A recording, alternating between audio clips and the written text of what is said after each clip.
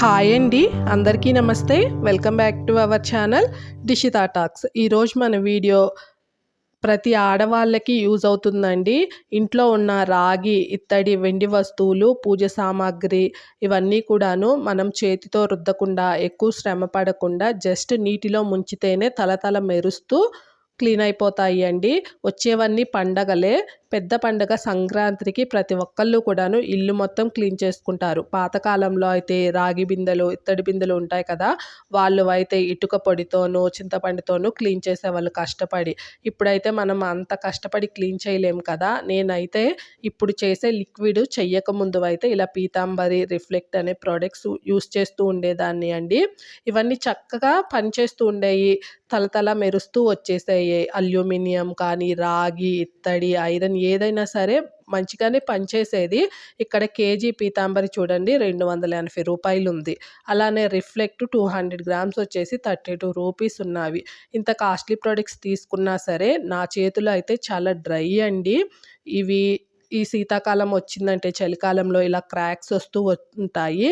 ఈ పీతాంబరి వేసి క్లీన్ చేస్తున్నప్పుడల్లా క్రాక్స్లోకి పోయి అసలు ఎంత మండిపోతూ ఉండేదో చూడండి. నేను ఈ లిక్విడ్ చేసిన తర్వాత నా స్కిన్ అయితే ఇంకా బెటరు. ప్రీవియస్ వీడియోస్ చూస్తే మరీ ఘోరంగా ఉండేయండి. స్కిన్ డ్రై అయిపోయి చండాలంగా కనిపిస్తూ ఉండేది.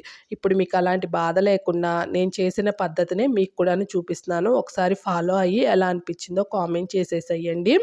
ముందుగా నీటిని తీసుకొని బాగా మరిగించుకోండి. హాట్ వాటర్ మాత్రమే తీసుకోవాలి దీనికోసము. దీంట్లో ఒక నిమ్మకాయని తీసేసుకొని కట్ చేసుకొని ఇలా పిండేసుకుందాము వేడి నీటిలో. ఈ పైన ఉన్న తొక్కను పడేసుకోవడం ఎందుకు చెప్పండి. ఈ తొక్కను కూడాను ఆ వేడి నీటిలోనే వేసేసి వదిలేస్తున్నాను. కంపల్సరీగా మీరు వేడి నీళ్ళు తీసుకుంటేనే మంచిగా నీట్గా క్లీన్ అవుతూ ఉంటుందండి. దీంట్లో ఒక పావు టేబుల్ స్పూన్ వరకు ఉప్పు తీసుకున్నాను.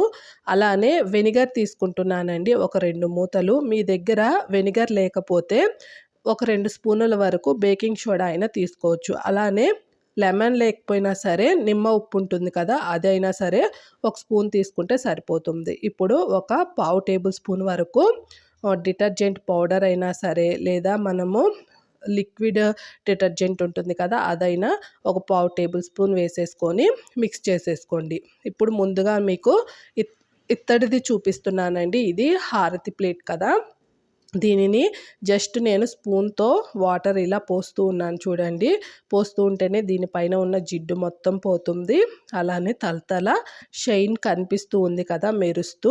మనం ఎక్కువ శ్రమ తీసేసుకోకుండా జస్ట్ ఇలా వాటర్లో డిప్ చేసేస్తే సరిపోతుందండి. దీనిని ఇలా వాటర్లో వేసి ఉంచామంటే ఇంకాస్త మరీ నీట్గా వచ్చేస్తుంది. ఇప్పుడు రాగి చెంబు తీసుకున్నానండి. నేను రెగ్యులర్గా పూజ చేసుకునేటప్పుడు ఇలానే క్లీన్ చేసుకుంటూ ఉంటాను.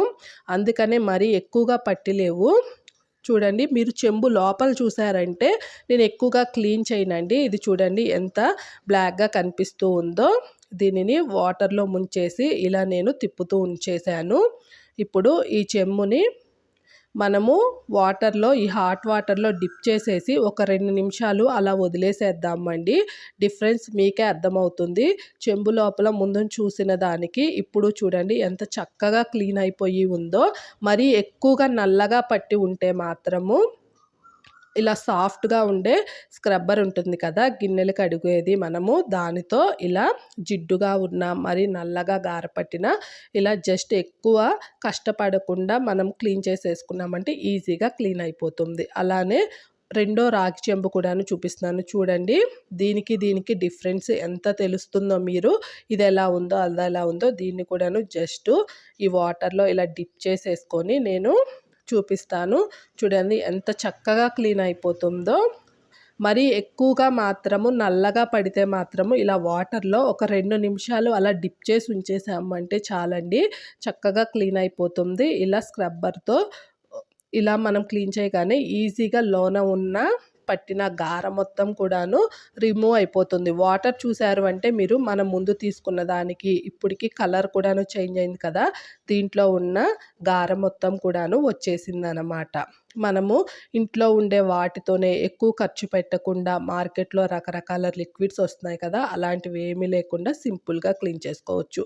అలానే వెండి వస్తువులు క్లీన్ చేసుకోవాలంటే మాత్రం ఈ వాటర్‌లో డిప్ చేసేసుకొని మనం ఒక హాఫ్ అన్ అవర్ అయినా స్టవ్ పైన మరిగించుకోవాలండి. అప్పుడే దానికి పట్టిన గారం మొత్తం వదులుతుంది. ఇప్పుడు వీటిని క్లీన్ చేసుకోవడానికి నార్మల్ వాటరు మంచివి తీసేసుకొని దాంట్లో ఇలా క్లీన్ చేసేసుకుందాము. ఇలా రాగి, ఇత్తడి, స్టీలు అలానే వెండి ఏదైనా సరే సింపుల్‌గా క్లీన్ చేసేసుకోవచ్చు. ఇలా క్లీన్ చేసుకున్న తర్వాత ఎండకి ఒక 5 నిమిషాలు ఆరపెట్టుకోవచ్చు. లేకపోతే ఏదైనా పొడి క్లాత్‌తో చక్కగా క్లీన్ చేసేసుకొని మనము పూజ సామాగ్రి అయినా, పండగ సామాయినా క్లీన్ చేసేసుకోవచ్చు. మీకు నచ్చితే ట్రై చేసి వీడియోకి లైక్ చేసి ఛానల్‌ని సబ్స్క్రైబ్ చేసి సపోర్ట్ చేయండి. Thank you.